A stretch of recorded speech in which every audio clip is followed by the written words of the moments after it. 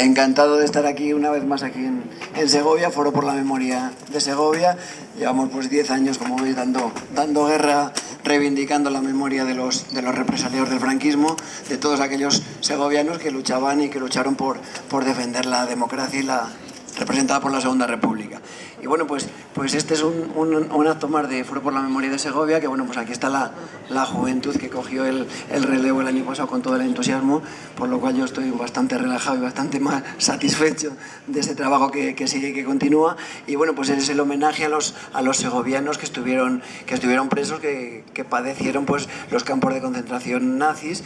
Y bueno, pues que hay que tener en cuenta y hay que recordar la conexión de la dictadura franquista con las dictaduras nazis, que primero fueron los que ayudaron a Franco a sublevarse, a ganar la guerra, a mantenerse en la dictadura, y que bueno, pues que todavía pues están sin rehabilitar, porque hay que recordar que el año pasado en Mauthausen la única representación española fueron unos alumnos de un instituto catalán, que eran unos alumnos que fueron con sus profesores, porque esos profesores consideraron que era necesario que conocieran, esos estudiantes conocieran la historia, un trozo de la historia de los españoles que habían padecido esos Mauthausen.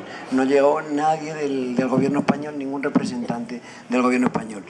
Casualmente, periódicamente, pues hay homenajes a los judíos que padecieron el Holocausto en los campos nazis, y los gobiernos españoles pues se solidarizan, que nos parece muy bien, pero se olvida ese gobierno español que hubo en esos campos nazis, hubo más de 5.000 muertos en Mauthausen y en Gusen, y bueno, pues esos hay que también recordarlos, que eran tan españoles, tan españoles como el gobierno español de ahora. Y bueno, pues paso la palabra ya aquí a los compañeros que han elaborado un comunicado para bueno, pues en memoria de estos segovianos que estuvieron en los campos nazis. No acerques mucho, ahí donde están.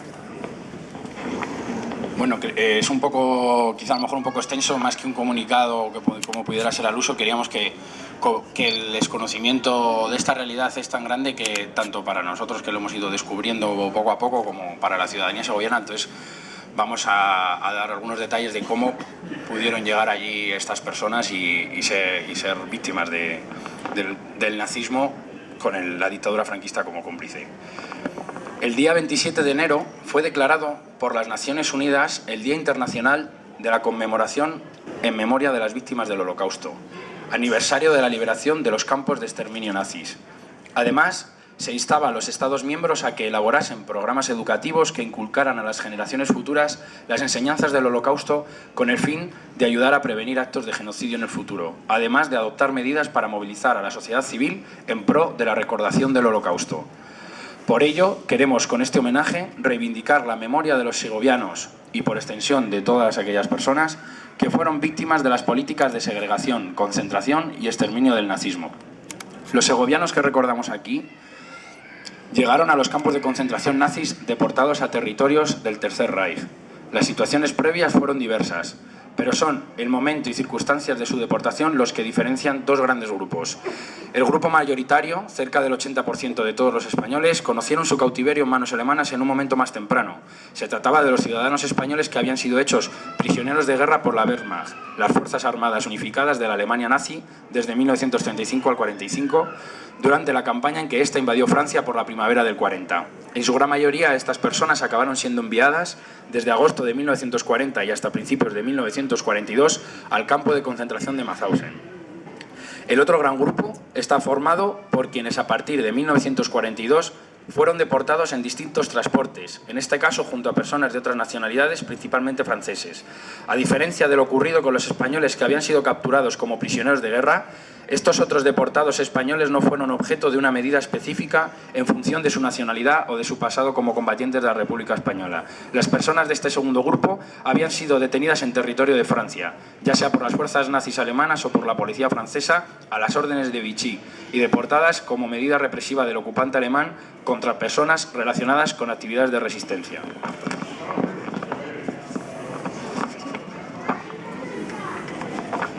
El escenario principal de la eliminación de los prisioneros que habían huido de la España de Franco era el campo de concentración de Gusen, un anejo de Mauthausen situado a 5 kilómetros de este campo.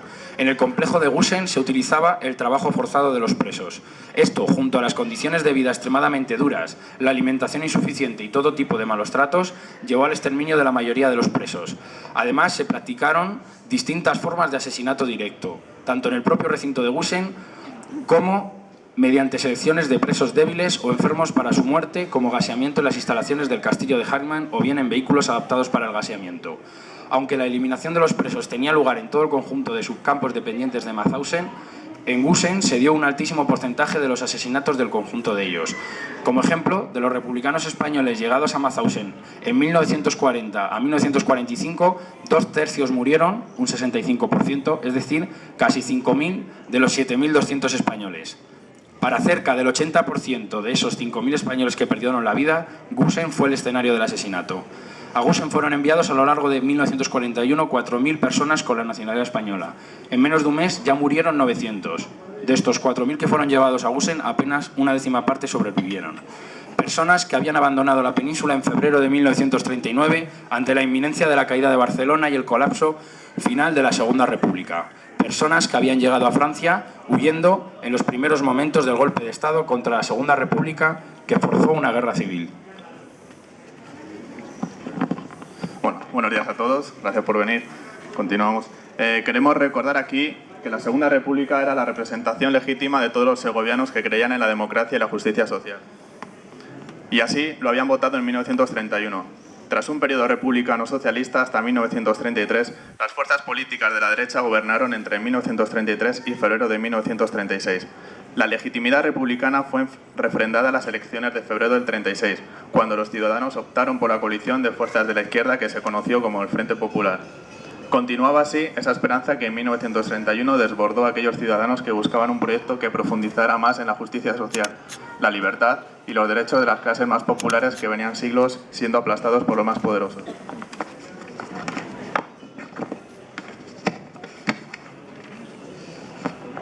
Las oligarquías económicas, la jerarquía de la Iglesia y un sector del ejército se sublevaron contra dicha legitimidad republicana en julio del 36. Lo habían perdido en la calle y en las urnas, lo quisieron conquistar con las armas y la extensión del terror. La represión franquista se cobró, como poco, más de 145.000 víctimas. En Segovia, 360, a las que hay que sumar más de 2.500 presos. Una represión que había sido prevista y planificada desde antes del golpe militar. Los sublevados desarrollaron su limpieza política bien programada por los conspiradores, como demuestran las instrucciones reservadas de Emilio Mola y la documentación entre conspiradores y los apoyos italianos con venta de armas a 1 de julio del 36. Una vez finalizada la guerra, los vencedores siguieron asesinando por miles, sin contar encarcelados, víctimas en campos de concentración, violaciones y humillaciones a mujeres, esclavitud en forma de trabajos forzados por los desafectos al régimen, etc. No debe olvidarse que esta violencia fue dirigida por las autoridades militares, que controlaron todo el territorio bajo su jurisdicción y se ejerció contra quienes se opusieron al golpe, así como todo considerado adversario político, autoridades, dirigentes y o militantes de organizaciones republicanas, socialistas, nacionalistas, comunistas, anarquistas. Esta represión se prolongó durante toda la dictadura hasta 1975, la cual nació y murió ejecutando personas. La existencia de campos de concentración no fue algo exclusivo de España, aunque teniendo en cuenta el imaginario colectivo de hoy, más bien debería hacerse una formulación inversa. La existencia de campos de concentración no es exclusiva de los planes punitivos y segregacionistas del régimen nazi. Quien más o menos conoce ampliamente o tiene alguna mínima referencia sobre los campos de concentración y de exterminio nazis, y cientos de publicaciones, documentales y películas versan sobre los fenómenos contradiccionarios en el resto de Europa, especialmente los vinculados a la época de la Segunda Guerra Mundial. Y en este enfoque, la existencia de campos de concentración en España suele quedar relegada. Para alguien interesado en el periodo de la Guerra Civil Española, en la represión franquista y en la violencia política en España en general, el conocimiento de los campos de concentración franquista no pasa desapercibido, pero a pie de calle suele ser un fenómeno enormemente desconocido. Por ello creíamos necesario un acto así. Por ello creíamos imprescindible este homenaje a todas las personas que sufrieron la cárcel, campos de concentración, trabajos forzados, represión económica, incautación de sus bienes, violación y cortes de pelo denigratorios a mujeres torturadas, Todo ello por ejercer derechos plenamente democráticos, solamente por tener unas ideas de transformación de la sociedad, por pelear por un horizonte de libertad mayor para ellos, para ellas y para el futuro de sus hijos e hijas.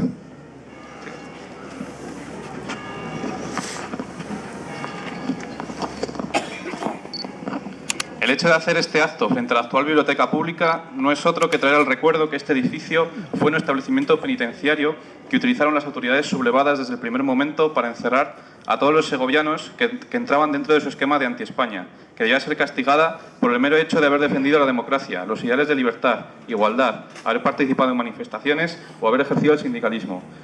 Sublevación militar que pudo imponerse por el terror y la violencia, que llevó a una guerra civil que ganaron con la gran ayuda económica, logística y militar de la Alemania nazi de Hitler y la Italia fascista de Mussolini.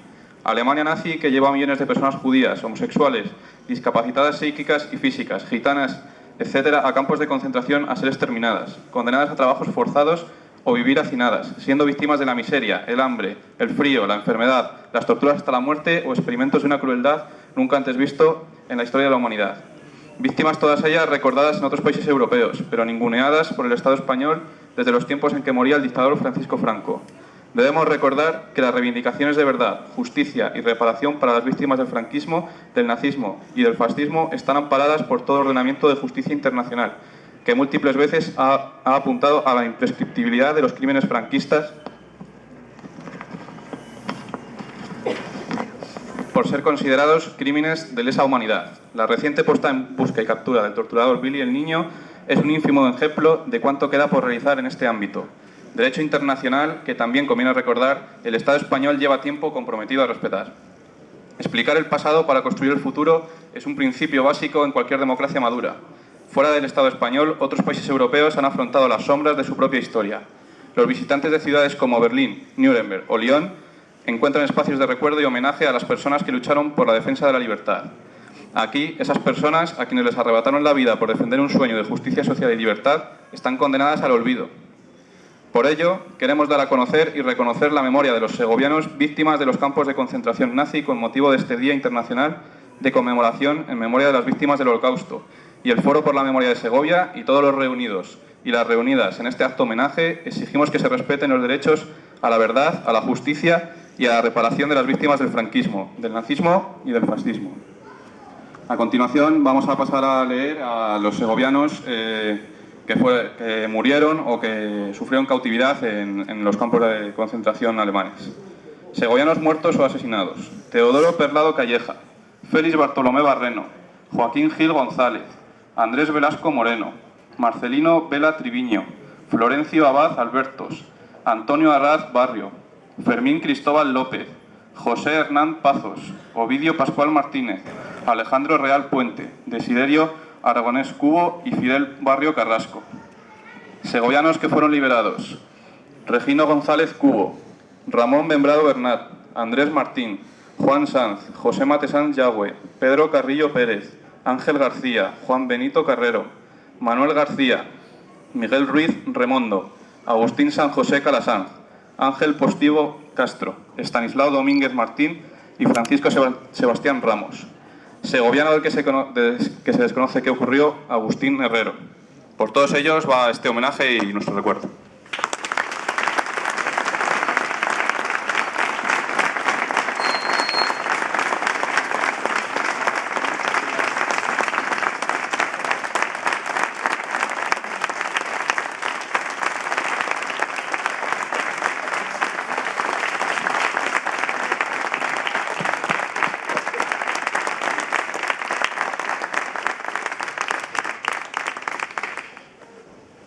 Esta pseudoplaca que ponemos aquí, digo pseudo porque la hacemos nosotros desde el Foro por la Memoria de Segovia, pero el hecho de que sea efímera, de que luego bueno, a lo mejor se puede quedar ahí, ¿no? Pero bueno, el caso de que sea así como algo efímero y que no sea perdurable, como tenemos esta aquí, aunque a veces la hayan maltratado, etcétera, o cuando hemos puesto ramos de flores hayan aparecido a patadas, es por el hecho que nosotros reivindicamos que esto es una deuda que tiene que tener la sociedad, el conjunto de la ciudadanía, las instituciones, el Ayuntamiento de Segovia y el Estado español en general, no que lo tengamos que hacer los movimientos de memoria, el cual la esencia misma nuestra es que no tendríamos que existir las asociaciones de memoria. hoy para completar este acto, para no solamente, no es adornarlo, porque esto creemos que tiene que ser un homenaje, como hemos dicho, de toda la ciudadanía, no solamente de las víctimas que lo sufrieron, sino del conjunto de la población, pero hemos querido contar con los familiares de aquellos que conocíamos, de los que tenemos en esa lista, de los que conocíamos sus familiares, ¿no?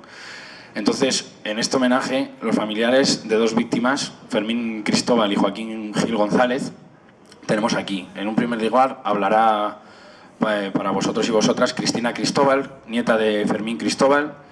Fermín era secretario de la Casa del Pueblo y de la Diputación Provincial. Como nos contará Cristina, conoció los campos de refugiados franceses y acabó viajando en el tristemente famoso tren de la muerte de Dachau.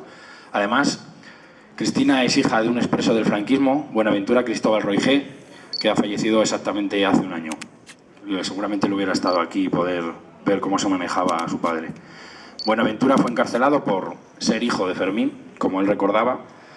Además, con sus 16 años era miembro de la Federación Universitaria Escolar, que era una asociación juvenil de estudiantes de carácter progresista. Pero Buenaventura fue detenido y llevado a prisión. Su actividad no había sido muy grande, ya que su corta edad tampoco daba para más, pero ser hijo de Fermín le llevó a ser enemigo del régimen naciente. La represión franquista era sistemática y eficaz y no daba puntadas sin hilo. Al salir de la prisión fue movilizado para encuadrar las filas de los sublevados, pero no debía haber tenido suficiente castigo para ello. Su vinculación familiar salió de nuevo a escena. Fue encerrado durante 4 años en Cartagena, en el Castillo de Galeras. Allí vivió meses totalmente aislado. De hecho, nos contaba los efectos psicológicos de la soledad de la celda y no tener a nadie con quien hablar, ya que fue aislado completamente solo durante meses. Así que, bueno, ya os lo presento directamente también. También contamos con Raquel Verdugo Matesanz y familia, que es sobrina nieta de Joaquín Gil González, otra víctima en campos nazis, en este caso en Gusen. Tuvimos la oportunidad de entrevistar a su abuela Emilia en 2008. Procedentes de Navafría, Emilia nos contó cómo un hermano suyo había sido hecho preso y luego trabajó en la construcción del Valle de los Caídos, redimiendo la pena que le habían impuesto los tribunales de la dictadura. Lo que nunca supimos hasta hace muy poco es que había tenido otro hermano en un campo de concentración nazi. A continuación, Cristina Cristóbal hablará en primer lugar.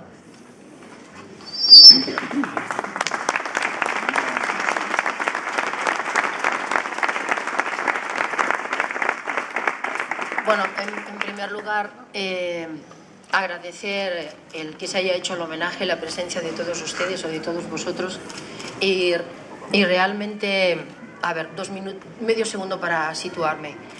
Seré breve y no lo seré, ¿no? Pero hablo desde el corazón, porque me siento acompañada por todos vosotros, pero sobre todo, como voy diciendo desde que he pisado Segovia, por mi familia de guerra.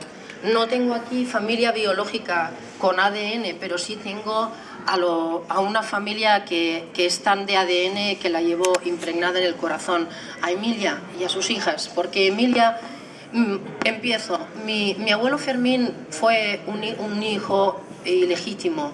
Estuvo en la inclusa de Segovia, nació en Sepúlveda, pero le acogió a una familia de Segovia que en aquel momento le dio de mamar. O sea, fueron su madre y sus hermanos de leche. Emilia es la hija del hermano de leche. Mi abuelo fue una buena persona, siempre les quiso. Mi abuelo se enamoró de una catalana que estaba en Segovia, que era monja. Es decir, que no sería tan peligroso cuando un republicano de izquierda se casó con una monja. Fuera la broma. Y la otra parte que tengo está aquí también mi prima Madalena. Madalena es hija de uno de los niños madrileños que evacuaron a Valencia y que la vida hizo que mi tío José Luis tuviera una buena relación con mi madre y con la familia, y es tanto así que para mí es mi prima hermana Madalena, para mí es mi prima Emilia. Dada esta anécdota que es importante, quisiera leeros lo que había escrito cuando Juan Carlos me llamó diciendo que se iba a hacer este acto en Segovia. Digo lo mismo que Juan Carlos. Bueno, no puedo. Sí. Me acerco al micrófono. Cuando Juan Carlos me llamó, y ahora cuando él decía, me lo ha quitado del pensamiento, porque yo he llegado a la conclusión que nada existe por casualidad, sino que son causalidades la vida. Juan Carlos también es otra anécdota. Mi padre fue siempre un hombre muy discreto, sencillo y tímido, tan discreto que no contaba nada. Y un día Juan Carlos fue con Santiago Vega a Barcelona a hacer una entrevista, porque toda esta historia empieza cuando en Barcelona hacen un congreso sobre memoria histórica, que Santiago Segoviano coincide con mi padre. Juan Carlos viene un día a casa, más o menos es así, y hablando sale el nombre de una señora. Mi padre se emociona, que era un hombre súper discreto, y va y por donde era una novieta de mi padre, una novieta que le fue a visitar a la cárcel y que mi padre le tuvo que decir: no vengas porque te juegas un poco tú y tu familia, que os vayan a perseguir. Entonces Juan Carlos podría ser perfectamente el nieto de mi padre y yo no haber nacido y no estar aquí, con lo cual mi familia emocional es tan fuerte como mi familia biológica.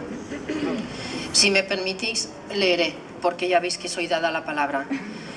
Cuando Juan Carlos me envió un correo en el que me comunicaba sobre la iniciativa que estaba tomando cuerpo de celebrar en Segovia un acto homenaje a los segovianos víctimas de los campos nazis y que me ofrecía colaborar en el mismo con un comentario como hija y nieta de represaliados, la neutralidad que se suele demandar a quien habla de hechos históricos se me diluye completamente, porque el corazón me palpita y los ojos se me enturbian por la emoción. Hace justo un año que falleció mi padre Buenaventura, un 29 de enero, con dignidad, como siempre vivió, aprendida de su padre, mi abuelo Fermín, que un 18 de julio fue a gobierno civil y ya no pudo regresar a su casa. Recordarán ustedes que 2 días más tarde fusilaron al gobernador civil de Segovia. Vidas paralelas las de mi padre y mi abuelo, uno preso en la cárcel provincial de Segovia y más tarde en el castillo de Galeras de Cartagena, y otro en su exilio forzado a Francia en los campos de Argelès-sur-Mer, Bram, Noé y un Vernet d'Ariège, que lo llevó un 30 de junio de 1944 en un tren fantasma hasta el campo de Dachau, llegando al mismo un 28 de agosto de 1944. Habían partido del convoy de Vernet d'Ariège 407 personas que llegaron a Dachau 315. El número de entrada de mi abuelo Fermín fue el 94.139. Deduzco que he puesto en la piel. Desde un 1936 hasta un 1945, padre e hijo compartieron los mismos años de encierro, uno en la España gris, otro en la Francia ocupada. Como yo tuve miedo de olvidar, animé a mi padre a sus 80 años a escribir lo que recordase de aquellas experiencias. Pero mi sorpresa fue mayúscula al escuchar cómo afloraban sus recuerdos, con nitidez, con calma, sin rencor, con gran amor hacia sus padres y agradecido de la educación recibida. Mi demanda dio como fruto un libro corto, sencillo, sincero, que recoge las vivencias de un adolescente atrapado entre rejas. Lo tituló Castillo de Galeras, rejas en la adolescencia, 1936-1945, que pudo publicarse en octubre de 2008. Mi padre hablaba de todo lo que sus compañeros de celda le enseñaron, de todo lo que pudo aprender a sus 16 años. Hablaba de lo positivo que la vida le ofrecía a pesar de su privación de libertad, de las lecturas compartidas en la celda previo pago de una cantidad para poder alargar un poco más la luz de la bombilla hasta que le llegara el orden de cierre. Me comentaba que era una celda de unos 6, muy pequeña, donde también estuvo con Antonio Neca y con... ahora perdonar, se me nubla la memoria y no recuerdo la otra persona, está aquí en el libro. Y de sus paseos hasta el cementerio, en fila y esperando a los presos de la cárcel Modelo para que se unieran a ellos, un pelotón de hombres que así podían salir al exterior, vigilados, y construyeron el cementerio nuevo de Segovia, que igual ustedes no sabían, pero lo construyeron ellos. Me costó transcribir su manuscrito, pero aún más verle llorar a sus 80 años cuando me refería a cómo se enteraron del fallecimiento de su padre. Sus palabras emocionadas fueron: tuvieron que pasar 8 años para que pudiésemos saber cuál había sido el final de mi padre. Mi hermana me comunicó la noticia. Una llamada telefónica a la pensión donde me alojaba fue la portadora. Escuché en silencio sus palabras. Cuando terminó de hablar estaba desorientado y primero me encerré en mi cuarto. Luego impulsivamente salí a la calle sin rumbo definido. No sé por dónde fui. Vi una iglesia con las puertas abiertas y entré. No quería orar, pero solo, sentado en un banco, lloré hasta volcar mi pena hacia afuera con el agua salada que desprendían mis ojos. La información llegó gracias a las gestiones que se pudieron realizar en Suiza el 1 de junio del 53, porque el delegado del Comité Internacional de la Cruz Roja en España hizo llegar a mi abuela, Emilia Roigé, el certificado que confirmaba el fallecimiento de Fermín Cristóbal López en Dachau el 8 de febrero del 45 por causas desconocidas, que yo creo que es un eufemismo alemán, ¿verdad? Pues ningún gobierno, ni el alemán ni el español, se habían preocupado de informarlos de su fallecimiento. El silencio que mantuvo mi padre durante tantos años fijaron sus recuerdos que volvían a tomar cuerpo cuando hablaba de lo vivido. El libro que escribió me impulsó a visitar todos los campos donde estuvo mi abuelo, porque se me convirtió en una necesidad que no pude reprimir hasta pisar todos ellos y que me llevó a recuperar las cartas que mi abuelo había escrito cada 15 días a mi abuela y a mi tía y a mi padre. Llegaban, creo que gracias a los cuáqueros o los mormones que estaban en el sur de Francia y permitieron que llegara la información. Cartas llenas de intimidad donde explicaba cómo era su cotidianidad y transmitía esperanza a toda la familia. Cartas que llegaban de los campos franceses, en las que animaba a mi padre y a mi tía a estudiar, a no renunciar a saber, a cultivarse, donde les decía que el mayor bien era la cultura. Mi abuelo siempre estaba a su lado a pesar de las duras condiciones que la vida le ofrecía. En su última carta, escrita desde Vernet d'Ariège, un 15 de junio de 1944, le comentó: «Querida Emilia, querida hija, como veis, os escribo desde otro campo. Me ha ocurrido algo parecido a lo que ha acontecido a Ventura, con la diferencia de que yo no he sido juzgado por ningún tribunal. Me trasladaron desde Noé, Noé está al sur de Toulouse, el 10 del actual, en compañía de 50 amigos de aquel centro. Aquí como mejor que en Noé, y me hallo rodeado de compañeros de más confianza, etcétera, etcétera». Un 7 de agosto de 1944 llegó a Tarragona una carta de vuelta al remitente desde Vernet, en la que anotado a mano y con un sello se lee, os lo traduzco, que dice: «Se ha ido sin dejar dirección, devuélvalo al remitente». Y yo digo: «¡Qué despiste! Mi abuelo no avisó que dejaba su hospedaje». A todos ustedes, teniendo en cuenta que estamos celebrando el holocausto de tanta gente, les digo cómo hacen los judíos: brindan y dicen «Lejaim», por la vida, por sus cartas, pues en sus cartas mi abuelo siempre desprendió esperanza. Gracias, mil gracias.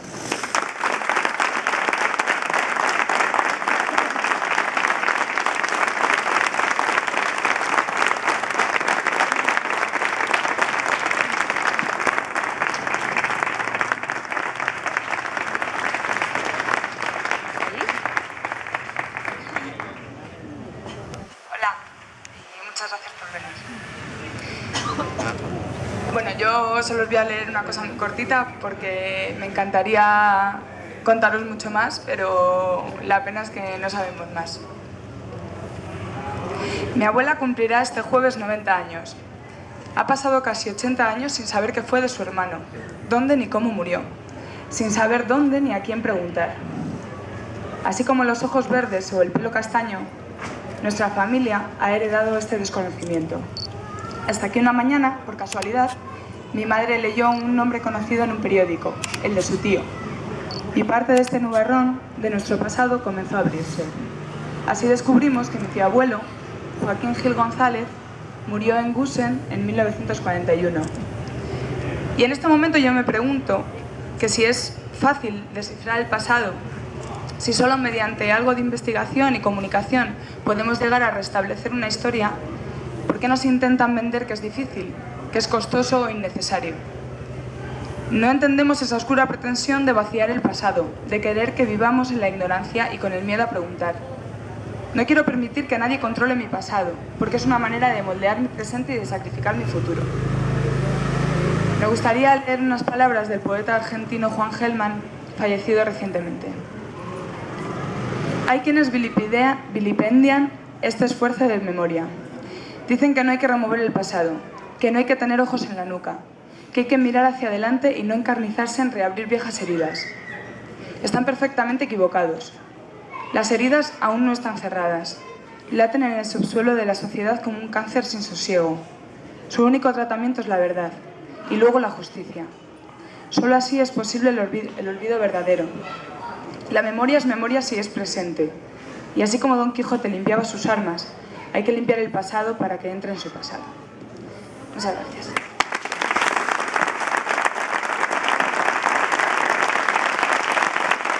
Bueno, y con esto damos por concluido el acto, homenaje a los segovianos que fueron víctimas de los campos de concentración nazi. Lo primero, dar gracias a todos vosotros por haber venido, a Celia por el diseño del cartel, que con las prisas pues es lo que tiene. Y nada, que un brindis por vosotros y por la verdad. Un abrazo.